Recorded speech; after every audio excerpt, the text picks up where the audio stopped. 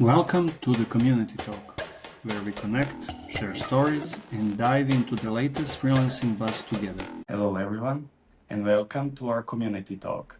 My name is Vladimir, and I'm thrilled to have you all here today. We have a fantastic guest joining us, Debs from Italy, and we might have Andrea joining us shortly from Argentina. They will share their unique freelance journeys and insights. Debs, thank you for being here. To kick things off, can you tell us a bit about your journey as a freelancer? What inspired you to start? Yes, and thank you for having me. And I would like to say hello to the participants, to our listeners and viewers. And I would expect people from the freelance community, which is, in a way, is also a self-help, well, a help community. We help each other with tips and advice.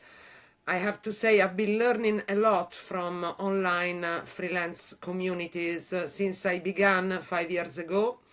I began my freelancing journey during the pandemic after 25 years of corporate work in different corporates in Milan, in Italy. And I traveled because I am an international business developer with a focus on the B2B business. I'm also a sourcing consultant. This means that I help brands from overseas finding the best manufacturer in Italy or in Europe, in some European countries, with a focus on Western Europe or Northern Europe as well. And 5 years ago, when I began this freelancing journey, I didn't know anything. And one of my first communities was the Upwork online community. And because I didn't know how to use the platform, the instructions and the TOS, the terms of service that you read on all platforms are not an easy read, and you need some orientation, you need some support from others.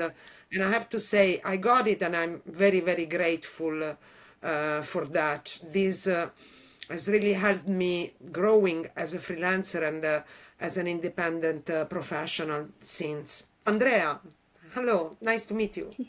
Welcome. Hi, made it. Hi, Andrea. Thanks for joining us. Yeah, and as I was saying, I've been able to add as a paid service my hobby, which is historical research. And via Upwork, I had the chance to come across a few clients, not many, just three, for whom I could complete projects that I enjoyed so much. And I was so happy with the good results of these projects. And there was really my hobby has become a profession as a freelancer as well, added to my previous, work services that I still carry on, of course. And that's good because being a freelancer gives you the freedom to decide which services you can offer, which of your skills you wish to utilize for others, or you wish to grow on something special, something different than your previous job. And that is very good. And also, the good thing is that, in my view, being a freelancer is not being an employee. And this is not clear to everyone, to just everyone, I suspect. Not for the clients that come across us, and sometimes not for the freelancers. We need to come to the realization that we are independent professionals and that the relationship with the client is an equal relationship. It's not like a relationship between the employee and the employer. And what I can sense pretty fast from my initial conversations with clients is exactly this. Are they, thinking like they're hiring an employee, or like they're hiring a consultant, an external service provider. The relationship is different. And this gives us the chance to have our say on a project before accepting it and while we're working on it. It gives us the chance to say, I'm sorry, I'm unable to do this. This is not possible in my market, or this is not feasible for any reason, and so on, which is very different from some subjude situations that sometimes you have when you're employed. Debs, I love history, and the post you posted today about helping a family locate long lost, supposedly non-existent documentation related to a court martial from the Second World War, I think. Yeah. That sounds like a dream job for me. So, and just a line of work which is really kind of really exciting and adventurous, even though I understand it probably like 90% of work is like more of administrative type of work and searching through the files and through the libraries and whatnot. Would you like just to share, because your main profile category is sales, is that type of work your hobby? Or is that your main work that somehow falls within the B2B and similar sales projects? Well, I studied history at university, okay, as well as economics, trade, and so on. And my professors were two great historians, and I did some pieces of work for them. So I was able to learn this scientific method for research history. Where can you find the documents, how to access the documentation, and then how to evaluate the documentation in the proper context, how to compare it with more documents, and other pieces of information that you get in an objective manner. So this is a method of research that works also in sales. In a word, I am an investigator because I investigate when I seek clients or customers for my clients. I investigate when I do a market research, when I seek manufacturers for my client brands, and I investigate for a piece of history research. The method is pretty much the same. The logic, the rationale behind it. Trying to retrieve facts, factual information, credible sources, evaluating this information in an objective manner, trying to get sources also of conflicting information, different views, and putting all these together in an ordered, structured manner for somebody to understand. And the method doesn't change and applies to all these areas. So when I started working after the university, I qualified as an export manager, and I became a business development manager.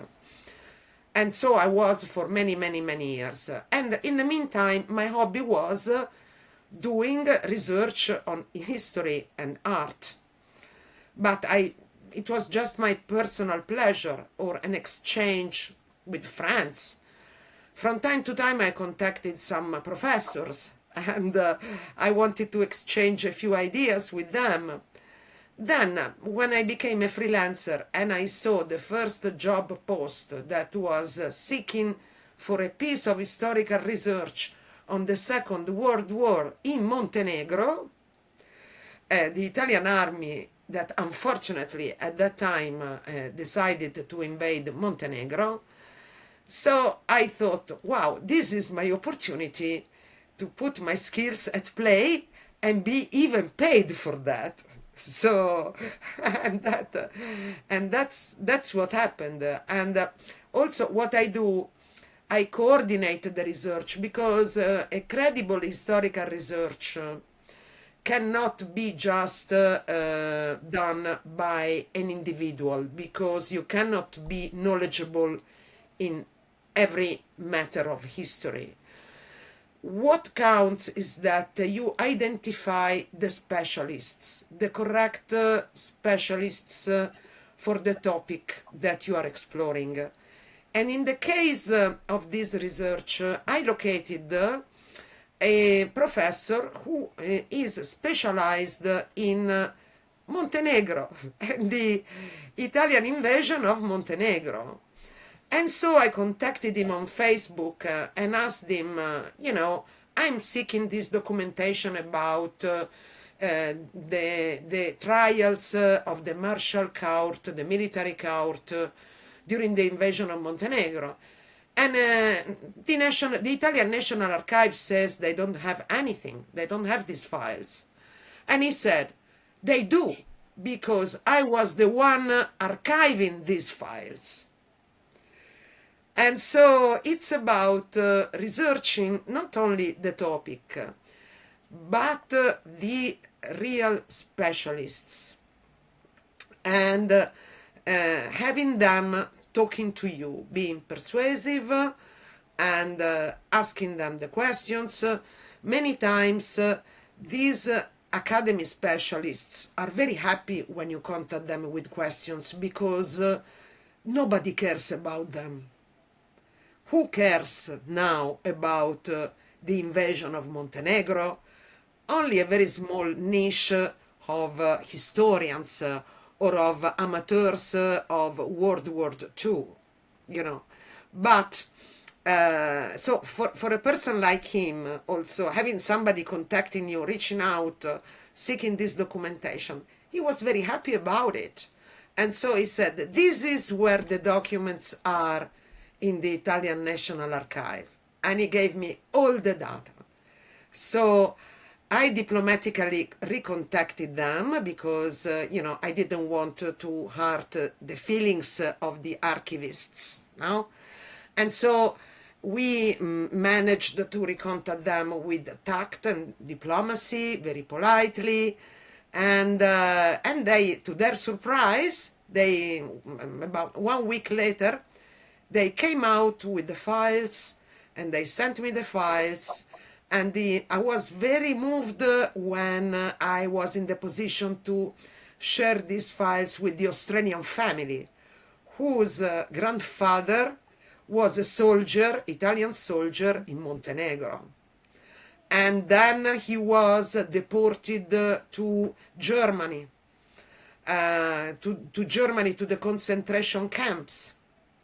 And then he survived. He traveled back to Italy, to Sicily, on his feet. And then he migrated to Australia. So this family was very keen of uncovering the truth about their family history, these legends about this trial in Montenegro during the war, what happened to the grandfather. It was very, very important for them. And in fact, one of the top directors of the National Archive was surprised by my tenacity in researching these documents. And she said, but this Australian family, they must be very important, because you are really struggling to get this documentation. And I said, yes, they are a family, they are important. And these documents are important for them. They make a difference for them. And so I had to quickly summarize, because these documents were handwritten, some parts were handwritten with an old Italian style, some of the pages were a bit discolorated. So I put my father at work in turning all the text from handwriting to, to block text. Then I did the translation. In the meantime, I wrote a very quick summary to give the good news to the family in Australia. And they were really excited, and they really wanted to get all this information and to understand the family history. And so I translated the whole lot. I also had to learn quite a few things about firearms because the whole trial was around a firearm because there was an accidental shooting that had injured another soldier. That's why this soldier was put under trial, you know. And so I had to learn all the terminology related with weapons, weapons malfunctioning, and bullets, and all of that. And there is a very nice online dictionary. There is the firearms dictionary, Italian, German, and English. And so I went through that. So it's really a learning, you know, it's an exciting experience doing a piece of historical research. And it's even better when somebody, when it is important for somebody else, you know, it makes the difference from somebody else. It's no longer your pleasure, your hobby. It's important for a family, and which is great. Yeah. No, sitting here and listening to you, I can just feel how much you enjoyed that. Helping the family, but also playing detective, as you said, and finding the information you're after, especially jumping over obstacles and proving some people wrong that there actually is something that they kind of thought and discounted as non-existent. No, that's an awesome story, and we'll definitely come back to that.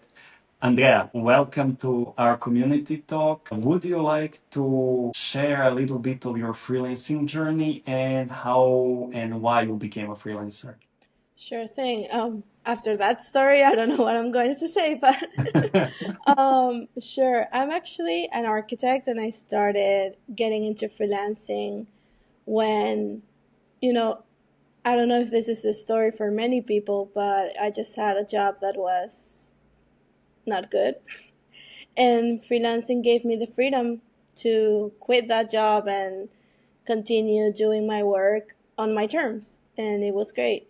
And after a while, Vladimir actually contacted me because I was very active on the community at Upwork. And I became a moderator and then found community work, which I also fell in love with. And now, yeah, freelancing gives me the freedom of doing the work that I want. I can continue doing community work, I can continue doing architectural work, and it's so different, but because of freelancing, I can enjoy doing both and living with that. So I think it's great. Yeah, I just like to add that at the sunset phase of the Upwork community, you actually had a role of community manager, right? Yes, I became a moderator in 2020 and then just continued working on the team and became a team lead and then the manager of the team. So I was very proud of that growth. That team, even before I joined, I saw in that last meeting we had that everyone who joined that team grew, and I think that's why it was the best team ever. Yeah, yeah, I definitely agree. To continue on a positive note, for me, this week's win is finding Scott, who is available connection for many in our community, even since Elon's water cooler days. Debs, you mentioned the importance of finding specialists and people who actually know and are the best in their own niche. How do you feel about the importance of networking in freelancing in general? Well, I think that's very important, networking, because when you begin a freelancer journey, you need to learn so many things. You have so many gaps. Even if you have a 25 years career behind you, becoming a freelancer opens up a whole can of things that you need to learn about, you know. And so one day I will, I think I will make a list of the number of tools and skills and suggestions and new things that I could access since I became a freelancer. And of course, reading the advice, the comments, the questions by other freelancers is extremely important. Also, because when you have an issue, when you encounter a challenge, you understand that you are not alone. It's not just about you, and it's a common problem. In most cases, it's a common problem because there are recurring challenges and problems. And I believe there is a supportive spirit between freelancers, also of different nationalities, different cultures, and basically I was only on the Upwork community and also on the Fiverr community, but much less because a few years ago when I joined, the Fiverr community was very different from what it is now, and also Fiverr is a very different platform. There is a culture of work there that is not as good. And in my view, in my personal view, I believe that after comparing different platforms, the Upwork one is the one with the best culture. But of course, I'm not in TopTal or I'm not in all the platforms, so this is just limited to what I could access so far. And so, yes, being a freelancer and having these platforms presents challenges because the platforms have to make a profit, of course. We also want to make a profit as individuals, so we understand that.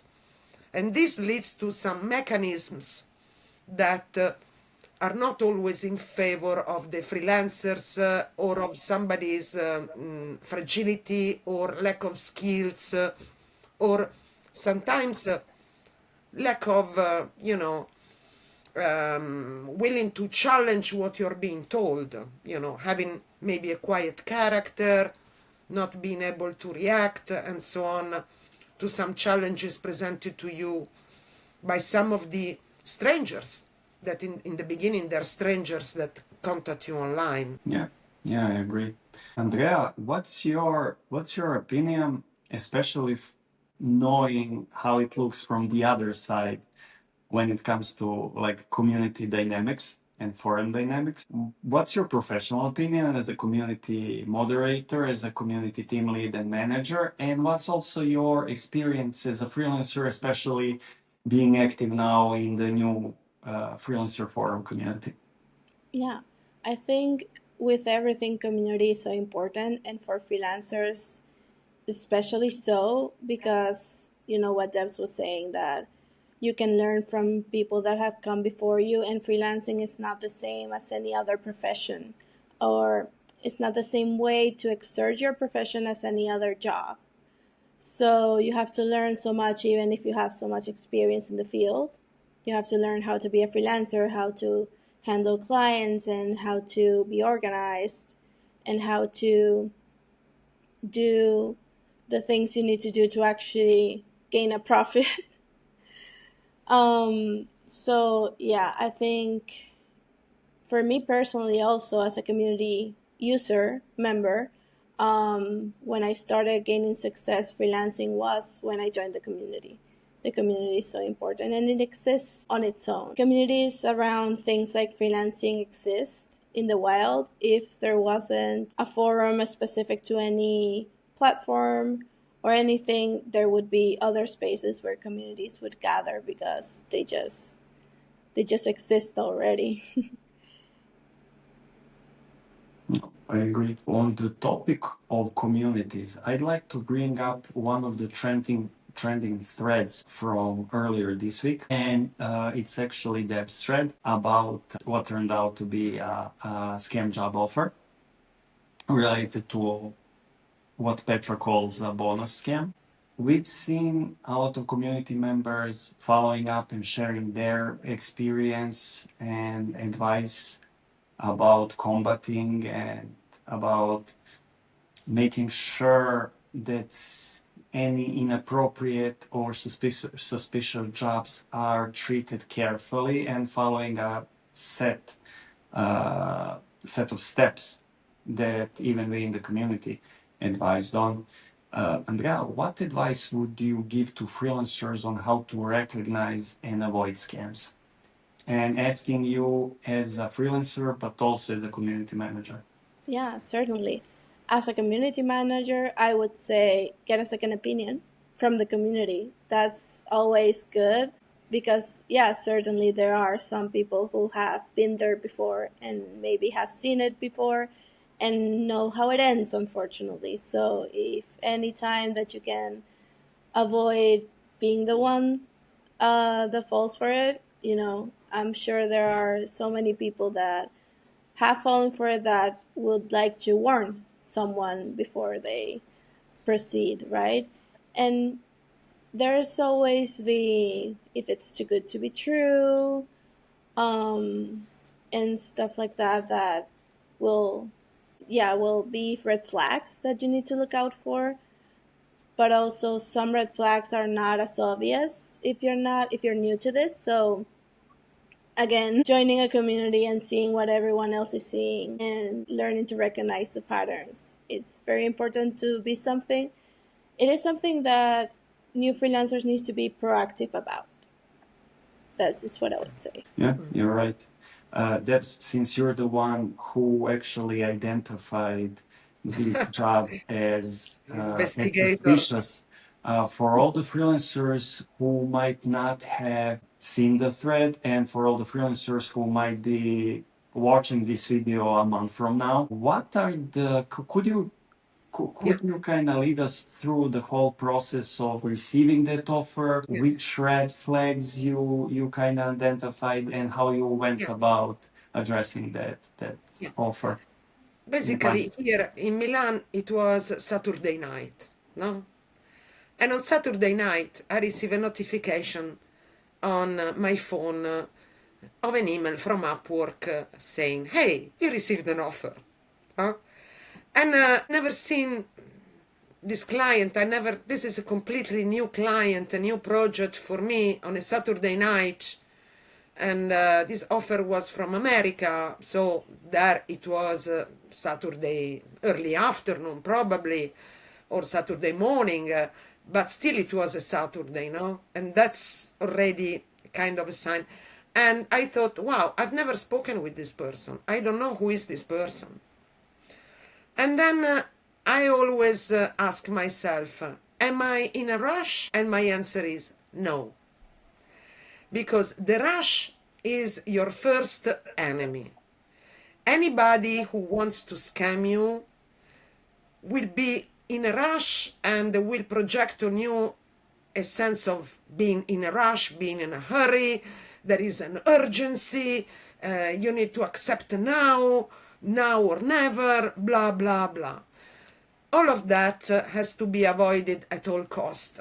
Anytime I've been contacted, because this has not been the first time that this happened to me, every time I've been contacted with somebody, a stranger, in a rush, I said, I'm sorry.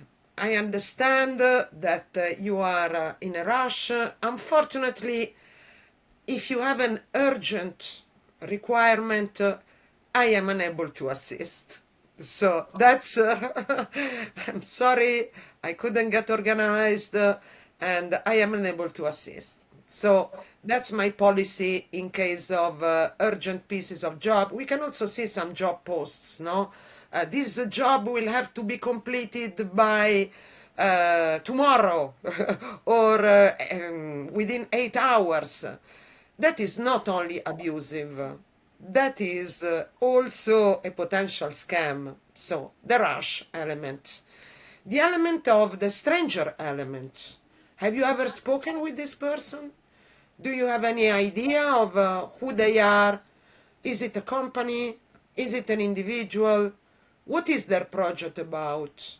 Does this project make sense? Does it have any legs? These are questions that are legitimate to ask politely, nicely, but they have to be asked. There is no option, no other option. So if somebody sends me an offer spending money without having ever had a chat with me or asked any question to me. That is highly suspicious. Would you do that? If you need a professional to help you, would you simply really connect online and send an offer to somebody? So you need to think that, and then you will understand that, wow, it's better to hold on and wait. By the way, when we receive an offer in Upwork, if I'm not mistaken, we should have 1 week, 7 days of time before accepting it. So instead of frantically clicking the button, I accept, no? One can write a message and say, hello, thanks for your kind offer. Would you kindly explain to me something more about your project? And I list a number of questions. And a number of questions are also, I think, a very good barrier for a scammer because he has to go through them. The guy understands that you are not an easy catch. He has to spend his time, but he doesn't have too much time because at the same time he's trying to scam other hundreds of people. And I could see that in about 30 minutes, this guy had already hired a good number of other freelancers. They had accepted this instant offer. And after a few hours, he had spent already $3,000. So I don't know whether it was in escrow. I have no idea. But when the time passed, I was more and more convinced, there's something wrong about this. And I thought, I can wait for up to 1 week. So let's see what happens over the next few days.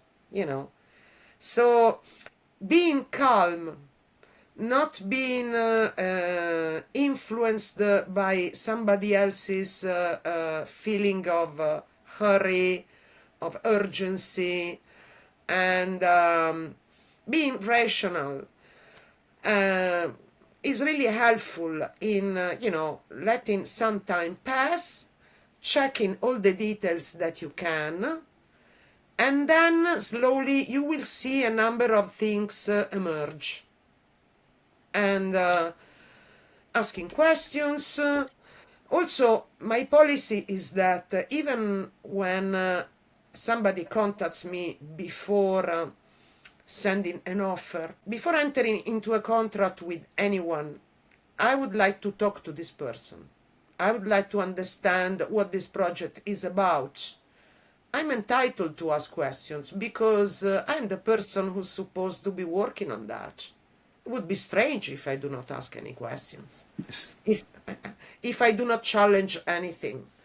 And so if somebody becomes nervous because you ask questions or they don't wish to answer or they are vague in their answers, that's another red flag.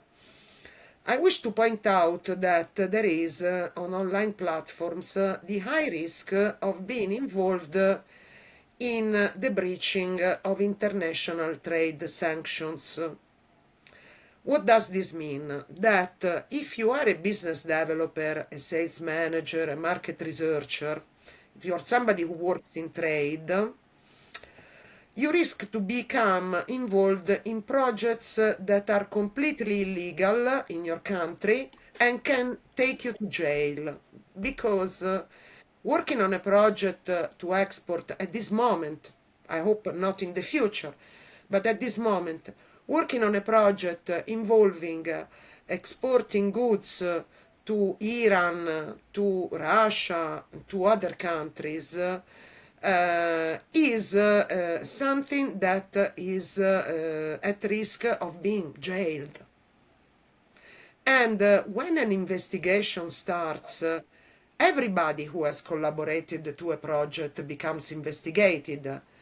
And even if you are discharged and they decide that your role was not as important, not being aware that there are the trade sanctions will not save you, because not knowing the law does not save you from the law. So there were several cases in Upwork and in other platforms where I was contacted by people who wouldn't want to tell me what was the origin or the destination of their products or of their services. I had to insist. And when I insisted, it was Russia, it was Iran, and I had to say, I'm very sorry, but at the moment, from me, I'm based in Italy. Italy is in Europe. Europe has sanctions. I'm unable to assist. And so there was also a proposal for a triangulation via some of the North Asian countries, and I quickly verified that these countries are heavily suspected by the UN of doing trade triangulation with Russia and with Iran. And so, again, it is the same risk.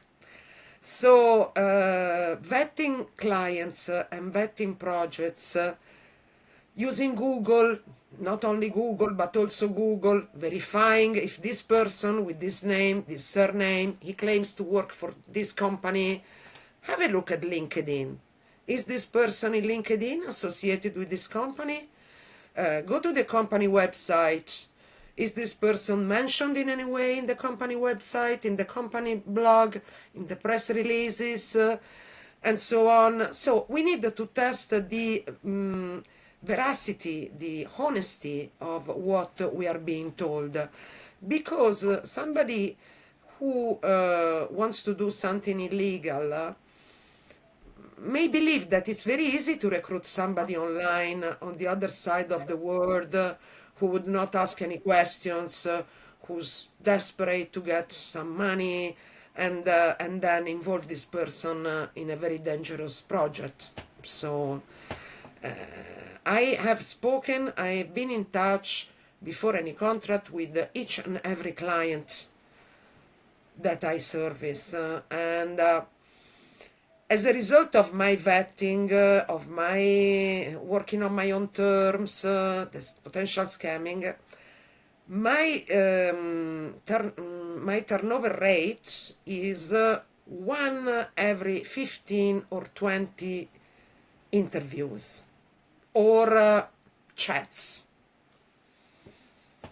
And so to get one client, I deal with 15 or 20 different people and projects.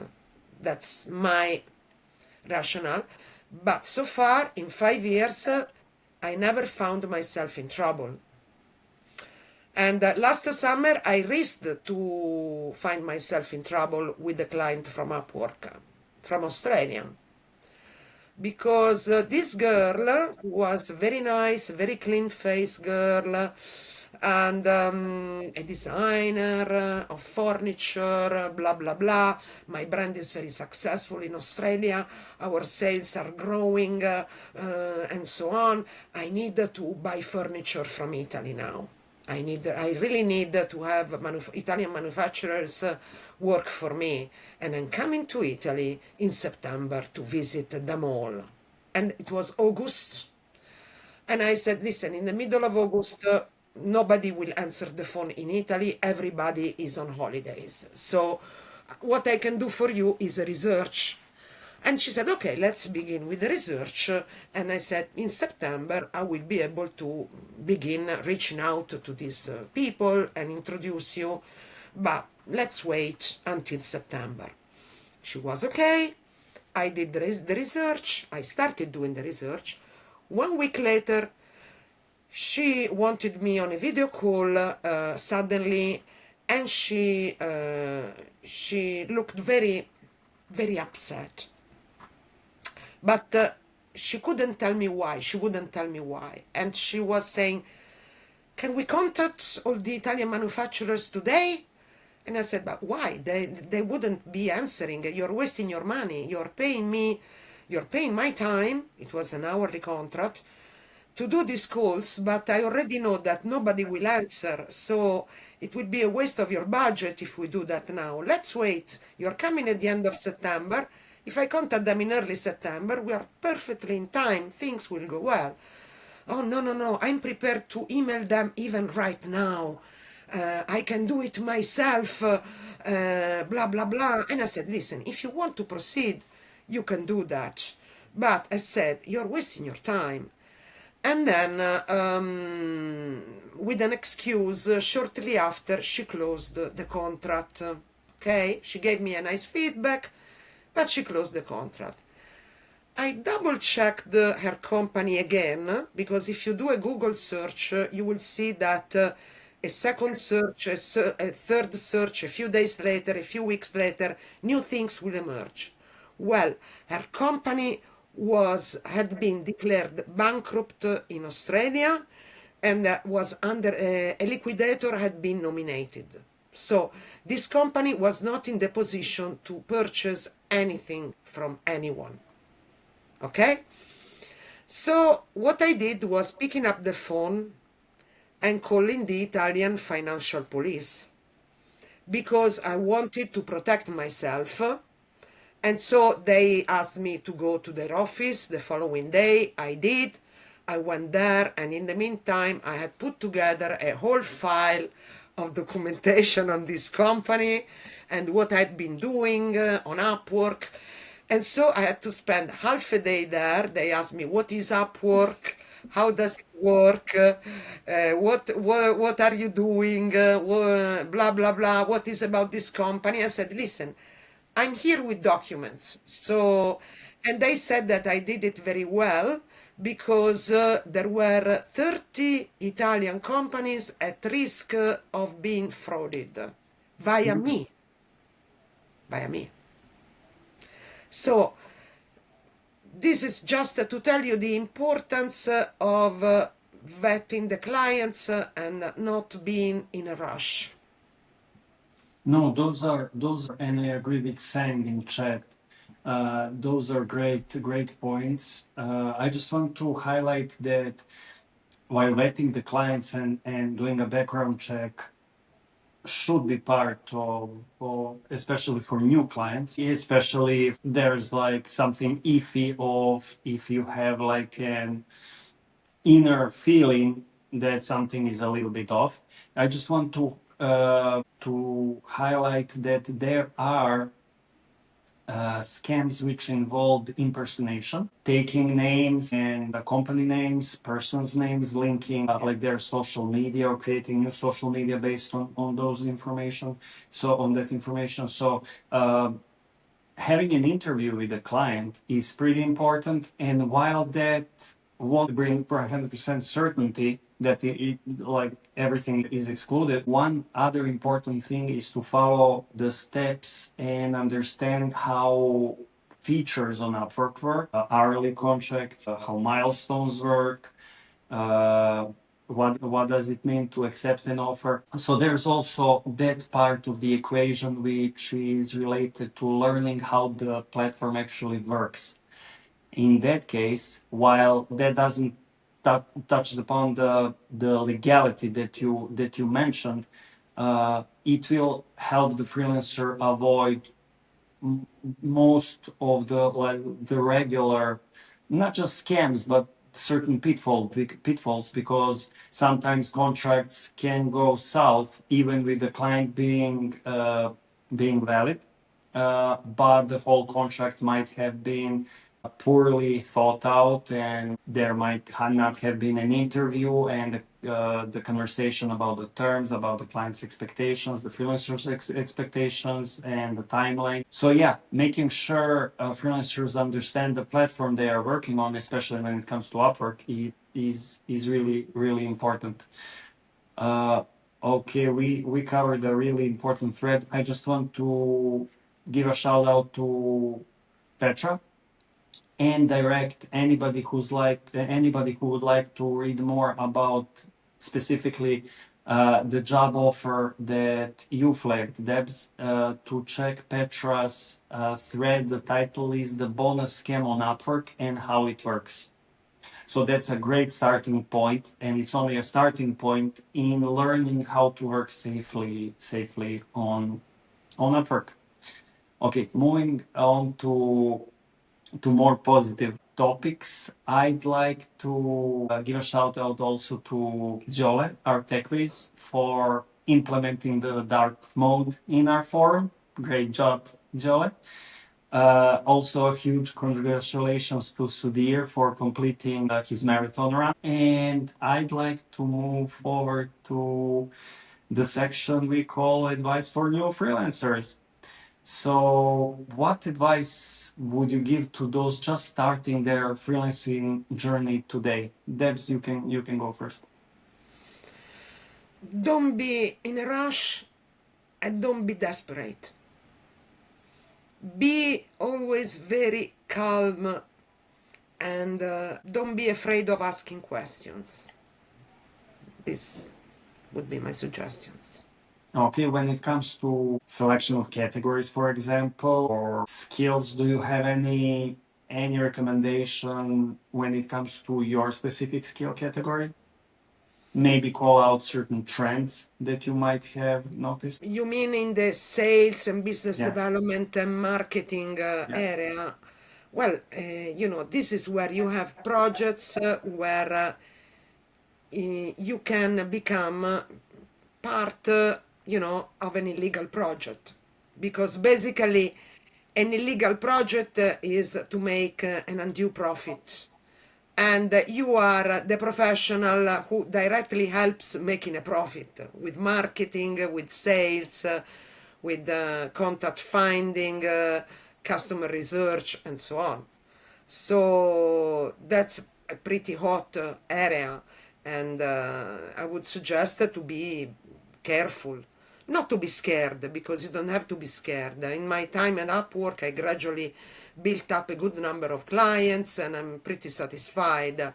So one shouldn't be too anxious or too scared, just to be careful. Also, I believe that in other areas like IT, there could be the risk of becoming engaged, in things that are not 100% legal. People asking you, I don't know, access to the dark web or hacking or other stuff. So I believe that each of ours, maybe, I don't know, maybe the logo designers would be safer. I don't know. Maybe not.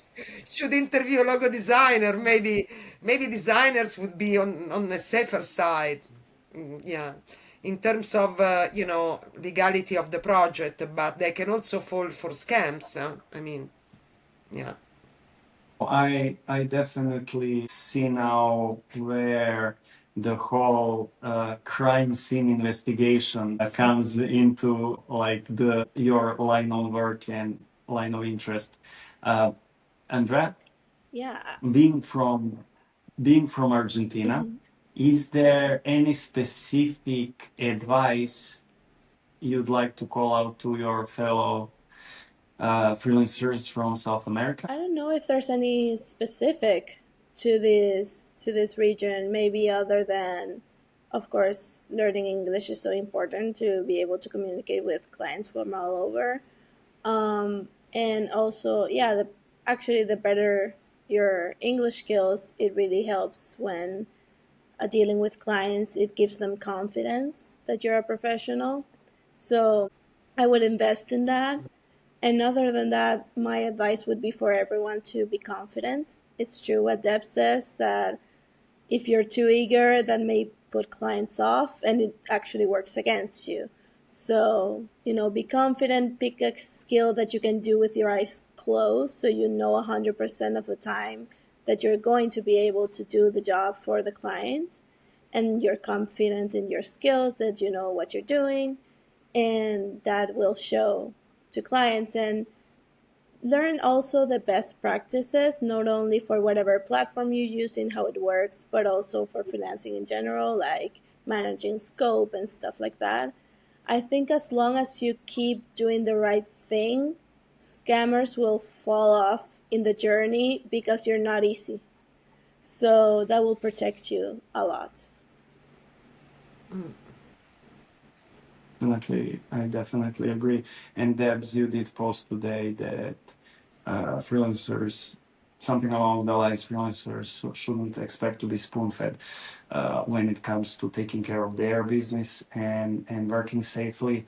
And from chat, I can see Alexander and Kelly sharing their experiences, with Kelly sharing a more recent experience. Kelly, thanks for staying safe. This is just an example that not necessarily everything is illegal when it comes to scams. It's also just making sure freelancers don't get uh, they don't allow others to get advantage on them, and just making sure they earn the money for the work they provided.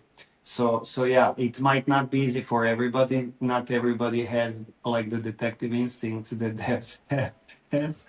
But yeah, this is why it's really important to spotlight expert freelancers and show that regardless where you are located in the world, regardless of your category, you can stand up for yourself and still be a successful business person, because we are, as freelancers, are business persons. So yeah. I just wanted to, because every time I speak with Andrea, I always have to kind of give a shout out to Flo and the whole Argentinian community, and just say that I'm really looking forward to having an event soon, and especially having Flo there. So yeah, that's going to be fun, and it might be like an Argentinian focus event, but everybody would be invited, and it's going, as always, with Argentinians and all the South American peoples. It's going to be really, really fun. Moving forward, Andrea, since both you and I finished our career when it comes to Upwork, and we are open for new and exciting things. Have you decided personally on the type of career choice and the type of career you will pursue in the immediate future? I do love architecture, and I always explain it this way. Like, I like doing the work every day. Like, I like drawing plans. Then that's pretty much it. The other parts of architecture I don't love so much. But for communities, I do love the grander mission, I guess, of building and nurturing communities. I love, people coming together and helping each other. I like facilitating that more. I guess I would say it fills me up more spiritually than architecture does. So yes, I am pursuing still community work, hopefully. And yeah, hopefully that does happen that way. And I use freelancing to do some drawings here and there and get some money from my hobby, like that. Yeah. It's great when you get even one penny from your hobby. It's a great feeling. Someone's paying me to Believe me. enjoy this so much. Yes. Yeah, that's true. That's true. Yeah. What's that saying? I'm not quoting, but if you make the career out of the stuff that you love doing, you won't work a day in your life. It's something along those lines. Yeah, I love that Definitely. saying, but I feel it doesn't really mean that, but more like the hard days will be worth it because you're passionate about what you're doing. Like, there will be hard days anyways. That's life. But I think that imagine having a hard day at work on something that you don't love versus something you love. Yeah. No, I definitely agree. As we wrap up, Debs, I would just like to ask you, because this really sounds really interesting. Would you like to share and tell us more about your hobby and being a contributor to the crime and mystery broadcasts in Italy? Oh yeah, yeah. Well. It all started because I joined a Facebook group, an Italian Facebook group about the monster of Florence. You may have heard of this Italian serial killer. He used to kill, unfortunately, young couples, no? And his identity is still a mystery. So it's one of the big Italian mysteries that we have. And via that group, I joined some YouTube channels, particularly the channel of a radio station, Florence International Radio, because Monster of Florence, there had to be Florence International Radio. And I went to Florence and I went to the studio of this radio, as I have a background as a radio speaker and a radio host since I was a teenager. And so I went there and we made friends. And then they started to invite me. I don't know exactly why. I was very interested in the topic of the Monster of Florence, and I exchanged opinions and data in the Facebook group. And gradually they began to consider me a kind of an expert, while I'm not, because I know the real experts in this area, and it's not me. But they invited me to join these YouTube broadcasts on this topic. And then the crime cases just multiplied. I was invited in another channel, and I was asked to be the host or the facilitator for other crime cases, unsolved crime cases. And so it evolved. I mean, it evolves continuously.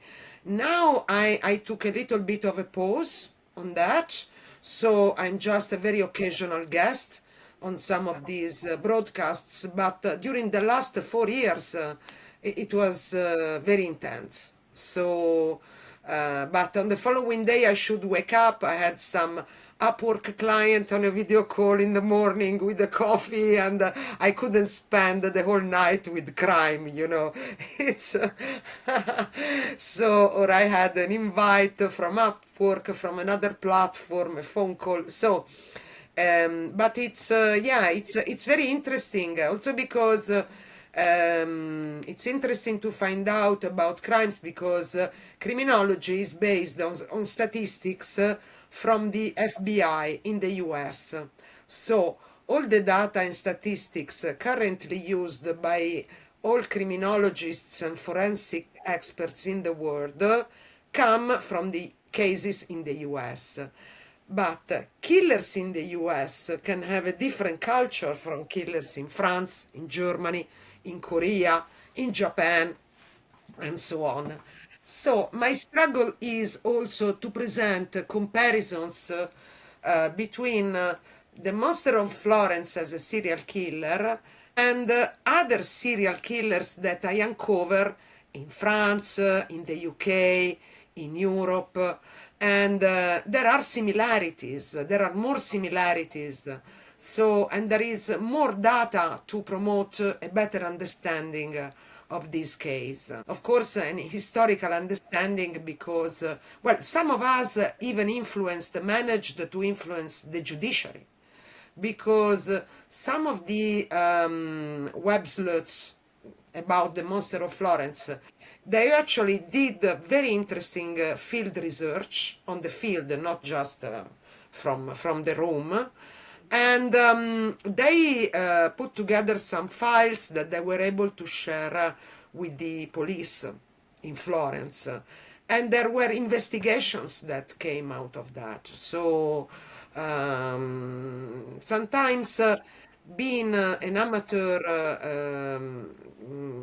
criminologist can, can mean contributing with the fresh ideas that the police, who have many cases each day to deal with, may not have the time, even to think about, to reflect on some details, on some things. So you just contribute. And I had the chance also to collaborate with a few writers, journalists. They asked me some pieces of research on some very specific topics or on some people from time to time. So I take my time and do my researches and present my findings. Yeah, that's a nice hobby. Yeah. Okay. Thanks, Debs. Andrea, do you have any hobbies of your own? I cross stitch. Yeah. Oh, I remember. Oh Yeah, yeah, yeah, I yeah. posted about that. Yes. It helps me. I started at a point where I was, and this was, yeah, this was when I was, freelancing and starting as a moderator actually, that I was staring at a screen all day, and I was tired of staring at a screen all day. So, because I felt like every time I would go rest, I will watch TV or my phone, and it was just another screen and another screen. So, what can I do that is not a screen? And that's how I ended up cross stitching. Do you have any of your works? Would you be happy to just show Yeah, one of your yeah. works There's to a thread us? in the forum with one in progress and another one, and I can share some Oh, more if you want to see it. yeah, yeah. I will go and check them. Wow, it's very nice. Well, thank you so much, Debs and Andrea, for sharing your valuable insights and all the fun information. Uh, it's been a pleasure having you both in the community talk. Thank you Thank so you. much. And thank you to everyone who joined us today in chat, and Sang and Kelly and Joe, and anybody else who decided to stay silent today. And remember, the strength of our community lies in the shared experiences. So I really wish you a great morning, a great day, great evening, and a great life.